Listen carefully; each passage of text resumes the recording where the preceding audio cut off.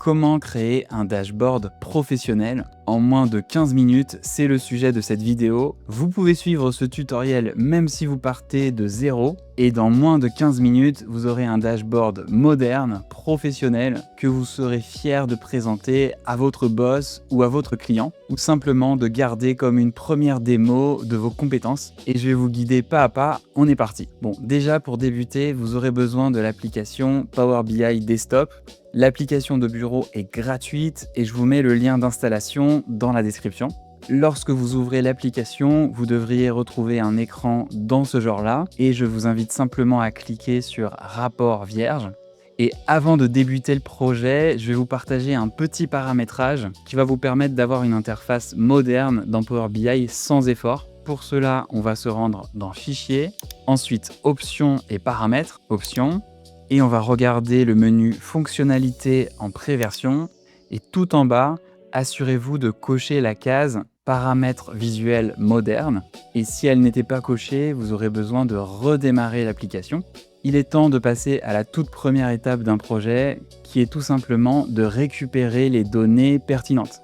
Ici, on va utiliser des exemples de données. Donc on a juste à cliquer sur ce bouton. Ensuite, on va cliquer sur Charger l'exemple de données. Voici le fichier d'exemple qui est fourni par Power BI. En fait, c'est un fichier Excel qui contient un tableau Financials. On peut avoir un aperçu en cliquant dessus. Et surtout, ce qu'on va faire, c'est simplement cocher ce tableau pour s'assurer qu'il est bien importé. Et ensuite, on va simplement cliquer sur le bouton Charger pour transférer les données directement dans Power BI. On peut constater tout à droite, dans le ruban des données, que nous avons bien le tableau Financials qui a été importé. D'ailleurs, on peut le déplier et on aura la liste de l'ensemble des colonnes disponibles. Il est temps de construire notre dashboard. Dans Power BI, on appelle ça un rapport. Et on va débuter avec le visuel le plus important. Il s'agit de la carte. Vous allez pouvoir trouver ce visuel dans les visualisations. Alors, c'est pas une carte géographique, c'est une carte pour présenter des indicateurs. On va cliquer dessus. On obtient bien un visuel qui est apparu sur notre rapport, qui pour l'instant est vide. Et on va pouvoir présenter sur la carte nos différents indicateurs. Et pour ça, on a simplement à cocher les champs qui nous intéressent. Donc par exemple, on va cocher le champ profit. Vous devriez ici voir 16,89 millions. Et on peut cocher d'autres indicateurs. Par exemple, je vous propose de cocher Sales. Ensuite, on va cliquer sur les unités vendues. Et enfin, Discount, donc les remises qui ont été accordées. On a donc 4 indicateurs qui sont présents dans notre fameux visuel de carte. Et je vous invite à repositionner ce visuel, par exemple, sur toute la largeur. Le visuel est bien fonctionnel, mais pour vraiment faciliter la lecture, on va voir 2 petits détails qui vont vraiment faire la différence. On va d'abord travailler sur les libellés. On a ici la liste des différents champs qui ont été insérés et on va être capable de tout simplement les renommer. Par exemple, somme de profit pourrait être simplifiée. On va double-cliquer ici et on va uniquement conserver profit, ce qui va améliorer la lecture de notre carte. Et on va faire la même chose pour les 3 libellés, c'est-à-dire qu'on va enlever la notion de somme. Et on peut constater que les libellés sont beaucoup plus clairs. Alors maintenant, il faut qu'on s'assure que les chiffres sont bien présentés. Par exemple, un profit devrait être exprimé en dollars. Et donc pour corriger ça, on va se rendre tout à droite. Et au niveau du libellé profit, on va cliquer ici directement sur le terme profit et ça va activer un menu tout en haut qui va nous permettre de changer la mise en forme. Par exemple, ici, on pourrait opter pour des dollars et au niveau des décimales, on peut choisir, par exemple, une décimale. On va faire exactement la même chose pour les ventes, les sales. Donc, on va cliquer ici sur le champ Sales. On a bien le menu de formatage qui apparaît. On bascule vers dollars avec, par exemple, une décimale. Et enfin, on va faire la même chose pour le discount, exactement la même méthode. On va cliquer sur le libellé discount, on clique sur dollar et enfin une décimale. Alors maintenant qu'on a les chiffres clés avec ce fameux visuel de carte, on va voir comment ils évoluent dans le temps. Alors un point très important, on va désélectionner notre carte. Pour cela, on peut tout simplement cliquer en dessous, ce qui va nous permettre d'insérer un nouveau visuel. Dans les données, on va venir cocher la date et ensuite on va cocher par exemple le profit. Et pour obtenir une évolution, on peut choisir par exemple l'histogramme empilé. On va le repositionner sur la gauche.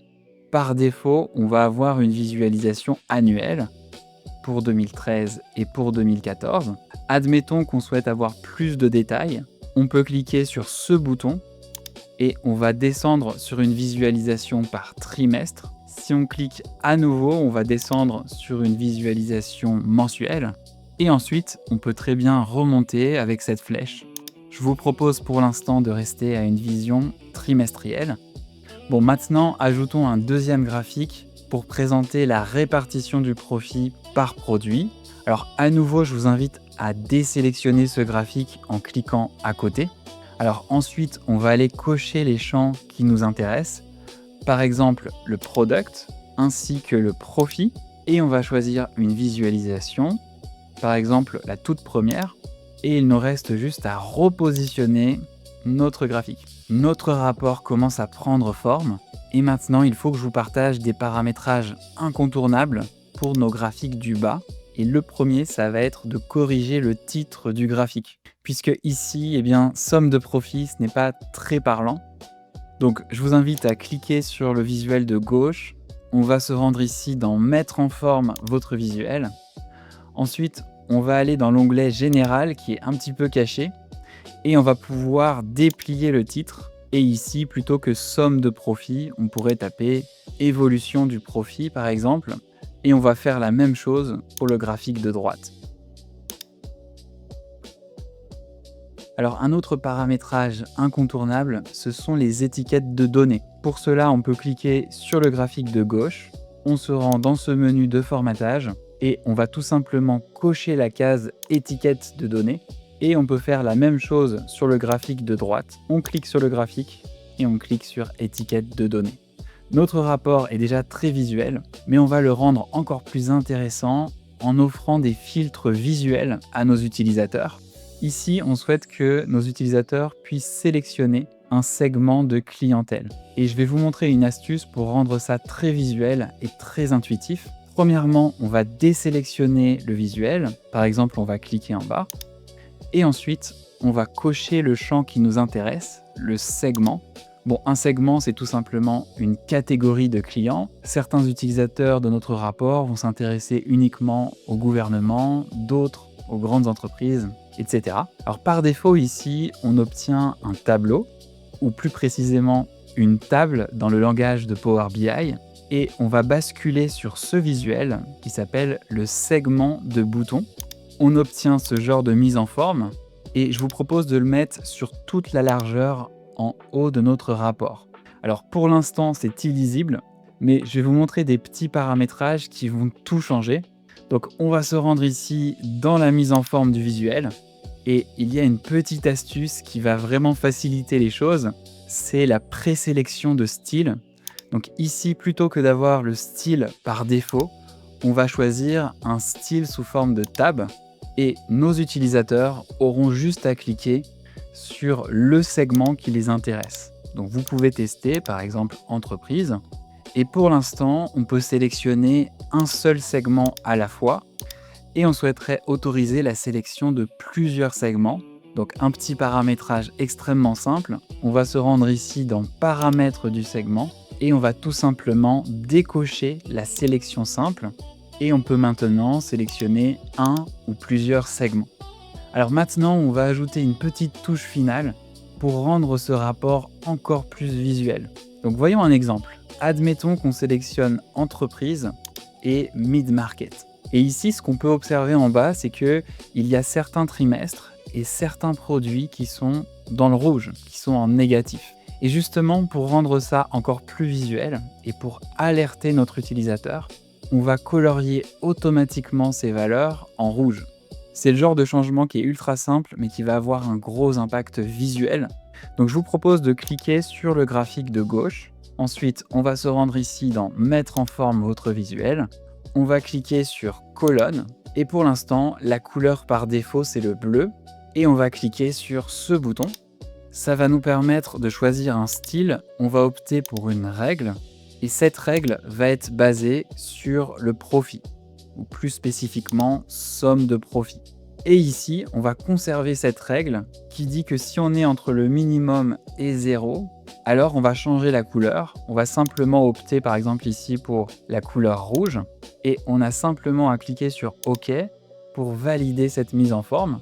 Et pour l'appliquer rapidement sur le graphique de droite, on va s'assurer que le graphique de gauche est sélectionné.